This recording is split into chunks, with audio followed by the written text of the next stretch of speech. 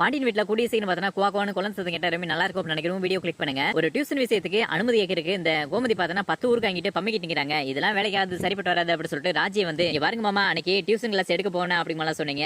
சரி அப்படின்னு சொல்லிட்டு அவங்க கிட்ட பார்த்தனா நான் கூடிய சீக்கிரம் வந்துடுவேன் அப்படிமா வாக்கு கொடுத்துட்டு வந்திருக்கேன். அதனால இந்த கிளாஸ் எல்லாம் போவிட்டு கொஞ்சம் பொழைக்க விட்டீங்கன்னா ரொம்ப நல்லா இருக்கும், உங்களுக்கு புண்ணியமா போகும் அப்படிமா கும்பிட போடுறாங்க.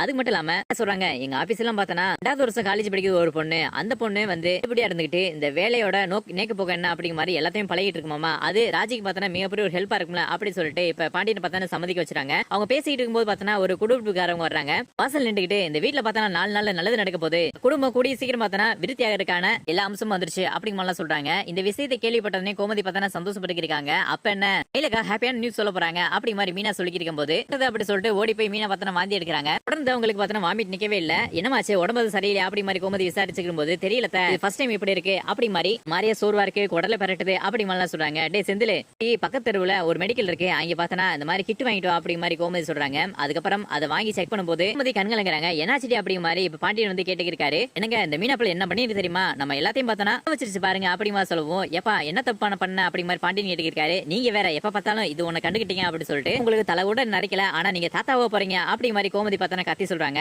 இதை கேட்டுட்டு குடும்பம் எல்லாரும் பார்த்தனா கொண்டாடுறாங்க.